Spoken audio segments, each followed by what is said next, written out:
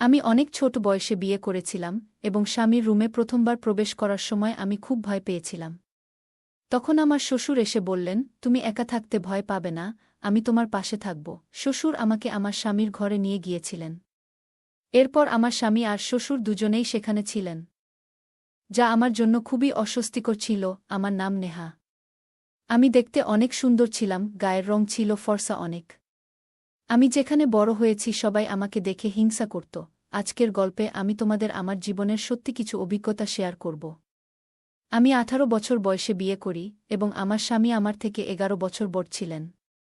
এটা আমার জন্য একটা কঠিন পরিস্থিতি ছিল, কারণ এত কম বয়সে বিয়ের পর কেমন অনুভূতি হতে পারে সেটা আমি বুঝতে পারিনি। ছোটবেলায়, যখন আমি মাত্র 6 বছর বয়সী ছিলাম, আমার এক আত্মীয় আমাকে একটি আশ্রমে রেখে চলে যান।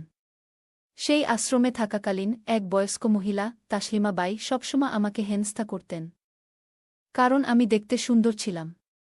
তিনি আমাকে সবসময় তার মেয়ের সাথে তুলনা করতেন।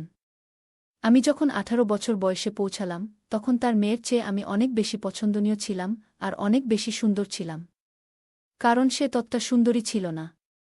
তাই তাসলিমা বাই আমার বিয়ে ঠিক করেছিলেন। তিনি ইচ্ছা করেই আমাকে এই রকম ছেলের সাথে বিয়ে দেয়।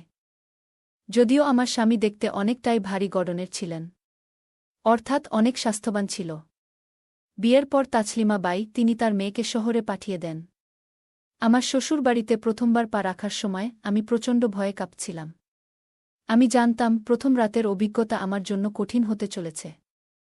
পরদিন সকালে আমি ঘুম থেকে উঠার পর আবার শুয়ে পড়ি, যেন কিছুই ঘটেনি। সকালে আমি শুনতে পেলাম শ্বশুর আমাকে ডাকছেন, বুমা, নাস্তা তাড়াতাড়ি বানিয়ে ফেলো। আমি সবকিছুতে চটপটে ছিলাম, তাই তাড়াতাড়ি নাস্তা তৈরি করে তাকে দিয়ে দিলাম। ঠিক তখনই আশ্রমের একজন মহিলা আমার বাড়িতে এসে হাজির হন। তিনি আর কেউ না, ওই তাসলিমা বাই। তিনি দেখতে আসছে আমি কত কষ্টে আছি। তার হাতে ছিল মিষ্টির বক্স এবং তিনি শ্বশুরের সামনে বললেন, আমি তাকে খুব ভালোবাসি, তিনি একদিন আমার কাছে আসবেন বলে বিশ্বাস করি। এতে আমার শ্বশুরও তার কথায় বিশ্বাস করতে শুরু করলেন। এরপর তিনি আমাকে ডেকে বললেন, তুমি নিজেকে বেশ স্মার্ট ভেবেছ। আমি দেখতে চাই তুমি কেমন চালাক। নিশ্চয়ই তোমার স্বামী তোমাকে ঘুমাতে বাধ্য করেছে। তুমি কি হাঁটতে পারছ না? কিন্তু তুমি তো বেশ ভালোভাবে দাঁড়িয়ে আছো, নিশ্চয়ই তুমি কিছু চতুরতা করেছ। কিন্তু ঠিক আছে, আজ না কাল তুমি এর ফল পাবে। আমি আর তাকে কিছু বলিনি, কারণ সে অনেক খারাপ মহিলা। আমি কেন রসগোল্লা নিয়ে এসেছি সেটা তুমি শীঘ্রই বুঝতে পারবে। তাসলিমা বাইরের কথা শুনে আমার মাথায় একরকম অস্থিরতা ছেয়ে গেল। রাতে হঠাৎই আমার কপালে কিছু ভারী অনুভব করলাম, যেন সেখানে কারো হাত ছিল। এরকম কিছু টের পেয়ে আমি ঘুম থেকে জেগে উঠলাম এবং তাকে বললাম কপাল থেকে হাত সরিয়ে নিতে। কেন হঠাৎ তুমি এমন অনুভব করছ? সে জিজ্ঞাসা করল। আমি তখন খুব অসুস্থ বোধ করছিলাম। স্বামী আমাকে হাসপাতালে যেতে বললেন, কিন্তু আমি মনে করছিলাম যে আমার এই অবস্থার কারণ হয়তো মানসিক চাপ। আর হাসপাতালে যাওয়া হয়তো প্রয়োজন ছিল না। হয়তো বিয়ের সকল ব্যস্ততার কারণে আমি এত ক্লান্ত হয়ে পড়েছিলাম। তাই তাকে দুটো কথা বলে আমি ঘর থেকে বেরিয়ে এলাম। একই ঘরে তার সাথে বসতে আমার মনে ভয় কাজ করছিল, তাই আমি বাইরে বেরিয়ে গেলাম। তখন শ্বশুর বাইরে বসেছিলেন। তিনি আমাকে দেখে জিজ্ঞেস করলেন, তুমি ঠিক আছো? আমি মাথা নিচু করে তাকে বললাম, তাসলিমা বাই কোথায় গেছেন? তিনি জানালেন যে আশ্রম থেকে ফোন আসায় তিনি সেখানেই চলে গেছেন। শ্বশুর আমাকে আশ্বস্ত করে বললেন, চিন্তা করো না, আমি তাকে ফোন করে জানাবো যে তুমি ভালো আছো। আমি সেই বাড়িতে দিন কাটাতে শুরু করলাম, কিন্তু রাতের কথা ভেবে আমার ভেতরে ভয় কাজ করছিল। যখন রাত নামল, আমি তাকে আবার দেখি বরের মতো সেজে এসেছে, যা দেখে আমার মনে আবার অস্থিরতা কাজ করল। সে আমার হাত ধরে আমাকে বিছানায় শুইয়ে দিল এবং বিশ্রাম নিতে বলল। কিন্তু হঠাৎ মাঝরাতে আমি শরীরে একটা ভারী অনুভূতি টের পেলাম। লোকটার উপস্থিতি আমাকে কিভাবে সামলাতে হবে তা বুঝতে পারছিলাম না। বিয়ের পর পুরো 5 দিন সে আমার পাশে থেকে গেল, কিন্তু আমি তাকে কোনো সময় দেই নেই। একবার সে বলল, তুমি যদি জীবনে প্রকৃত সুখ থেকে নিজেকে বঞ্চিত করতে চাও, তবে তুমি তাসলিমা বাইয়ের কাছে আশ্রমে চলে যেতে পারো। স্বামীর মুখে তাসলিমা বাইয়ের নাম শুনে আমি তাকে বললাম, না, আমি সেখানে ফিরে যেতে চাই না। সেখানে গেলে সে হয়তো আমার অবস্থা নিয়ে মজা করবে। সুমনকে বললাম, আমি খুব চিন্তিত। তারপর আজ আমার কোথাও যাওয়ার প্রয়োজন ছিল না, তবে আমি আমার ঘর থেকে বের হয়ে এসেছি। পরে আমার শ্বশুর আমাকে ডেকে পাঠালেন। আমি যখন রুমে ঢুকলাম, দেখলাম তার ওষুধের বক্স একটা কিছু লেখা ছিল। এটা ঘুমের ওষুধ ছিল, ভাবলাম আজ এইটা দিয়ে কোনো অজুহাত দেখিয়ে পার পাওয়া যাবে। তারপর আমি বক্সটা নিয়ে রান্নাঘরে গেলাম। রান্নাঘরে গিয়ে আমি দেখলাম আমার স্বামী নেই, দীর্ঘ সময় ধরেই সে অনুপস্থিত। আমি নিজের মাঝে অস্থিরতা অনুভব করলাম। তাই সেই ওষুধের বক্সটি হাতে নিয়ে ফিরে এলাম, আর ওষুধ খেয়ে নিয়েছিলাম। কিছুক্ষণ পর আমি লক্ষ্য করলাম, আমার স্বামী গভীরভাবে আমার দিকে তাকিয়েছিল। রাত 11টা বেজে গেল। তারপর সে আমাকে তার পছন্দের কিছু দিয়েছিল। আমি অল্প কিছু সময় পর ঘুমিয়ে পড়লাম এবং গভীর ঘুমে তলিয়ে গেলাম। ঘুমের মধ্যে আমি অদ্ভুত স্বপ্ন দেখলাম, যেন কিছু ঘটছে যার স্পষ্ট স্মৃতি আমার মনে নেই। ঘুম থেকে উঠে দেখি আমার স্বামী পাশে শুয়ে আছে। আমি উঠার চেষ্টা করলাম, কিন্তু ব্যর্থ হলাম। তখন সে আমাকে সাহায্য করল। স্বামী আমার প্রতি সহানুভূতিশীল ছিল। বলল, তুমি কিছু সময় বিশ্রাম নাও। আমাদের বাড়িতে কাজের মেয়ে আছে, তারা সব কাজ করে নেবে। আমি তার কথা শুনে শান্ত হলাম, কিন্তু আমার মনে হলো কিছু একটা হয়েছে। তার মুখে একটি আলাদা ভাব ছিল, যেন কিছু বলতে চাইছে কিন্তু বলছে না। এই সবের মাঝে আমার শরীর ও মন এক অদ্ভুত অবস্থায় ছিল। মনে হলো যেন আমি একটি অনিশ্চিত পরিস্থিতিতে আছি। এবং এই সময়ে সুমনের কথা মনে পড়ে গেল। মনে হলো সে আমার সাথে রাতে কিছু ঘটিয়েছে, কিন্তু স্পষ্ট কিছু মনে পড়ছে না। আমার মনে হলো কিছু ঘটে গেছে যা আমি এখনও পুরোপুরি বুঝতে পারিনি, কারণ আমি জানতাম এমন কিছু ঘটবে, তাই আগেই ঘুমের ওষুধ খেয়ে নিয়েছিলাম। আমি তখন খুব অস্বস্তিতে ছিলাম এবং বেশ ভীত ছিলাম। আমার বয়স তখন 18, কিন্তু শারীরিক পরিবর্তনের কিছু অভিজ্ঞতা তখনও অর্জন করিনি। হঠাৎই আমার কাপড়ে দাগ দেখে আমি বাথরুম থেকে বেরিয়ে এলাম। আমাকে কাচতে দেখে আমার স্বামী চিন্তিতভাবে জিজ্ঞাসা করলেন, কি হয়েছে? আমি আমার কাপড় দেখালাম। তিনি শান্তভাবে বললেন, চিন্তার কিছু নেই, এটা স্বাভাবিক। তুমি হয়তো প্রথমবার এই রোগের অনুভব করছ। আমার স্বামী আমার থেকে 11 বছরের বড়, তাই তিনি এসব বিষয়ে অভিজ্ঞ ছিলেন। তিনি আমার উদ্বেগ বুঝতে পারলেন এবং বললেন, তুমি স্নান করে নাও, আমি তোমার জন্য যা দরকার তা নিয়ে আসছি। এই স্নেহশীলতায় আমার প্রতি তার যত্নবোধ আরও গভীর হয়ে উঠল। তারপর আমি রান্নাঘরে গিয়ে নাস্তা প্রস্তুত করছিলাম। হঠাৎ আমার শ্বশুর এসে বললেন, এই পরিবর্তনগুলো সাময়িক, কিছুদিনের মধ্যেই সব ঠিক হয়ে যাবে। নাস্তার পর থেকে বাড়ির কাজের দিকটা কাজের লোকেরা সামলে নেবে। আমার শ্বশুরের কথা শুনে অনেক লজ্জা পেলাম। আমি জানতাম শ্বশুর আমার দিকে সব সময় নজর রাখতেন। আমি আমার রুমে ফিরে দেখি সুমন তার প্রয়োজনীয় জিনিস গুছিয়ে নিচ্ছে। আমি অবাক হয়ে জিজ্ঞাসা করলাম, তুমি কোথায় যাচ্ছ? সে বলল, কিছুদিনের জন্য আমাকে গ্রামের বাইরে যেতে হবে, বাবাই তোমার দেখাশোনা করবে। কিছুক্ষণ পর সুমন তার ব্যাগ নিয়ে বেরিয়ে পড়ল। সে বিদায় নেয়ার সময় বাবাকে বলল, বাবা, নিজের খেয়াল রাখবেন। আমি কিছুটা উদ্বিগ্ন হয়ে পড়লাম, কিন্তু স্বামী তার দায়িত্ব দিয়ে গেলেন, তাই নিজেকে সাহস দিলাম। শ্বশুর ঘরে ঢোকার পর আমি অনুভব করলাম, তার মনে কিছু ভিন্ন চিন্তা চলছে। তিনি আমার কাঁধে বন্ধুর মতো হাত রাখলেন এবং বললেন, সুমন আমাকে বলেছে তোমার যত্ন নিতে। কোনো কিছুতে লজ্জা পেও না। তুমি যা চাও বলো, আর বাকিটা আমি দেখব। তার এই কথায় আমি একটু বিস্মিত হলাম, তবে শ্বশুরের কথায় কোনো খারাপ উদ্দেশ্য খুঁজে পেলাম না। কিন্তু আমি জানতাম যে তার মনে কি চলছে।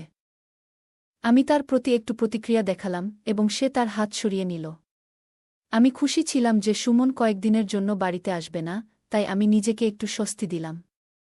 তবে আমার শ্বশুরের আচরণ নিয়ে কিছুটা উদ্বিগ্ন ছিলাম। রাতে শ্বশুর আমার জন্য কিছু নিয়ে আসলেন এবং কাজের লোকদেরকেও নাস্তা করতে বললেন। তিনি বললেন, তুমি ভালো আছো না, তাই আমি যদি সাহায্য না করি তাহলে কে করবে? তার কথাগুলো শুনে আমি একটু সন্দেহ করছিলাম। শ্বশুর বললেন, সুমন তার কাজে ব্যস্ত, তাই এখন তোমার দেখাশোনা আমাকেই করতে হবে। তিনি যখনই আমার রুমে আসতেন তখনই কিছু না কিছু বলতেন। আমি বুঝতে পারছিলাম তিনি আমাকে তার ছেলের চেয়ে বেশি গুরুত্ব দিচ্ছেন। একদিন তিনি আমাকে কেনাকাটা করতে নিয়ে গেলেন। ফিরে আসার পর শ্বশুর বললেন, এই নতুন পোশাকটি পরো এবং দেখাও কেমন লাগছে। আমি যখন পোশাকটি পরলাম তখন তিনি একটু বিস্মিত হয়ে তাকিয়েছিলেন। মনে হয় কোনো দিন দেখেনি। পোশাকটি কিছুটা আটসাট ছিল এবং আমি সেটা বুঝতে পারছিলাম। তবুও শ্বশুর বললেন, এই পোশাকটি তোমার জন্য ঢিলেঢালা লাগছে, মনে হয় তুমি ঠিকমতো সাজগোজ করনি। তিনি এগিয়ে এসে ড্রেসের ফিতা বাঁধতে লাগলেন। সেই সময়ে তাসলিমা বাই দরজার বাইরে দাঁড়িয়ে ছিল এবং সবকিছু লক্ষ্য করছিল।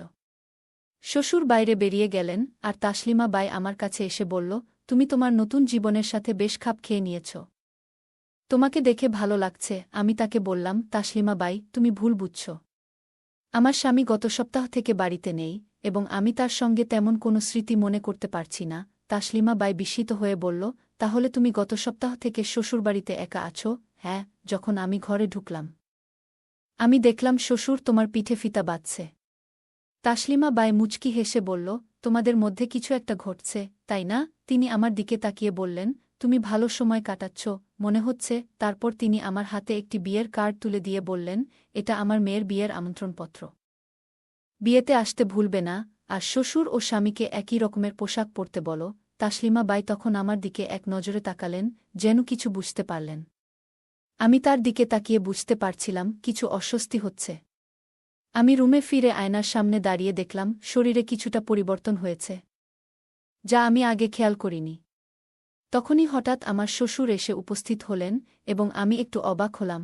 আমি দ্রুত পোশাক ঠিক করার চেষ্টা করছিলাম, কিন্তু সেটা ঠিকমতো বসছিল না। আমার অস্বস্তি হচ্ছিল, তাই বললাম, শ্বশুর, একটু ফিতাটা লাগায় দেন। তিনি আমার কথা মতো ফিতাটা লাগাই দিলেন। তারপরেও মনে হচ্ছে কিছু একটা ঠিক নেই। তারপর শ্বশুর বলল, আমার একটু পা ব্যথা করছে। আমি শ্বশুরের পরামর্শে তার পা মালিশ করতে লাগলাম, কিন্তু তার দৃষ্টিতে কিছু অদ্ভুত দেখছিল। আমার পোশাক তখন ঠিকমতো বসছিল না, তাই দ্রুত রুম থেকে বেরিয়ে এলাম। শ্বশুর আমাকে দেখে কিছু বললেন না। আমি বাইরে এসে সোফায় শুয়ে পড়লাম। সকালে যখন ঘুম ভাঙল, আমার স্বামী আমাকে সোফায় দেখে জিজ্ঞেস করলেন, তুমি এখানে কেন?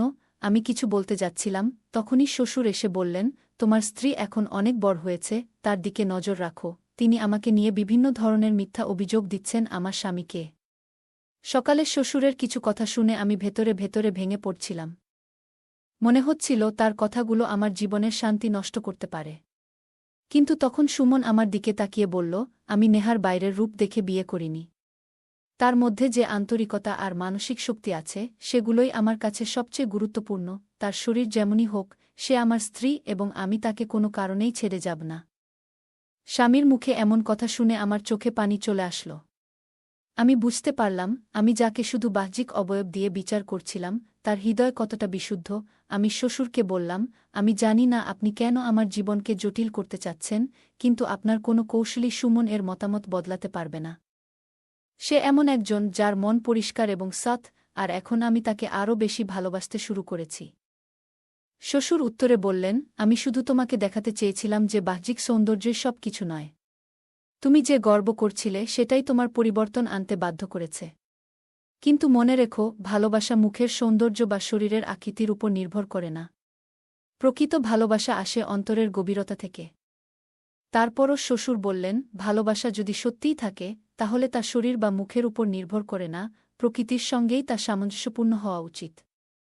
সুমন কখনো আমাকে আমার ইচ্ছার বিরুদ্ধে কিছু করতে বলেনি, তার প্রতি আমার শ্রদ্ধা এখন আরও বেড়ে গেছে। 4 দিন পরে তাসলিমা বাইজের মেয়ের বিয়েতে আমরা উপস্থিত হলাম। সেখানে গিয়ে দেখি তাসলিমা বাইয়ের জামাই আমাকে অভ্যর্থনা জানাচ্ছে, চোখে আনন্দের অশ্রু নিয়ে সে আমার প্রশংসা করছিল, কিন্তু আমি বুঝতে পারছিলাম যে তার এই প্রশংসার পেছনে আমার স্বামীর সম্পদের প্রভাব রয়েছে। তখন আমি সুমনকে বললাম, তোমার যদি এত টাকা থাকে, তাহলে তুমি চাইলে স্লিম হতে পারতে। কেন করনি? সুমন হাসি মুখে বলল, নেহা, আমি এমন একজন সঙ্গী চেয়েছিলাম যে আমাকে আমার আসল রূপে গ্রহণ করবে। আমার সম্পদের জন্য অনেকেই আমাকে বিয়ে করতে চেয়েছিল, কিন্তু আমি এমন একজনকে খুঁজছিলাম যার মধ্যে সরলতা এবং আন্তরিকতা আছে। তোমার মধ্যে আমি সেই গুণগুলো পেয়েছি, তাই তোমাকে আমার জীবনের সঙ্গী হিসেবে বেছে নিয়েছি। আর তুমি যেমনটা ভাবছ, আমার বয়স 30 নয়, বরঞ্চ 20। আমার শরীরের গঠনটাই আমাকে একটু বয়স্ক দেখায়, আর কিছু নয়। এরপর সে বলল, যদি তুমি চাও আমি স্লিম হই, তাহলে আমি এখন থেকেই ব্যায়াম করতে রাজি আছি। তোমার মতো আমিও ডায়েটিং শুরু করব। আমরা দুজনেই একে অপরকে জড়িয়ে ধরে হাসতে লাগলাম। এখন মনে হচ্ছিল শ্বশুরের হাত থেকেও বাঁচলাম, এবং যাকে এতদিন খারাপ ভাবতাম সেই এখন আমার আসল ভালোবাসা, আসল জীবনসঙ্গী। শ্বশুরে কুকর্মের কথা প্রকাশ করার পর থেকেই সে আমাকে এখন অনেক বেশি ভালোবাসে। গল্পটা কেমন লাগলো জানাতে ভুলবে না। আরও মজার মজার রোমান্টিক গল্প শুনতে চাইলে ভিডিওটি লাইক, শেয়ার এবং চ্যানেলটি সাবস্ক্রাইব করতে এবং বেল আইকনটি ক্লিক করতে ভুলবে না। ধন্যবাদ।